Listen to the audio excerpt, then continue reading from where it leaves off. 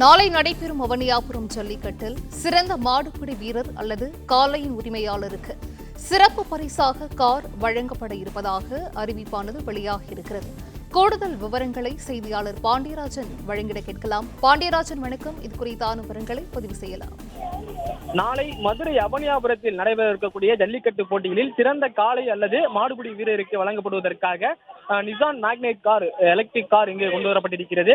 சிறப்பாக இருக்கக்கூடிய காளை, அதாவது களத்தில் குறிப்பிட்ட நிமிடங்களுக்கு மேல் நின்று விளையாடி செல்லக்கூடிய காளை அல்லது அதிக மாடுகளை பிடித்த மாடுபிடி வீரருக்கு ஆண்டுதோறும் கார் அல்லது பைக் போன்றவை சிறப்பு பரிசுகளாக வழங்கப்படும். தற்பொழுது Nissan magnetite electric car Tamil Nadu முதலமைச்சரின் சிறப்பு பரிசு என அதில் எழுதப்பட்டிருக்கிறது.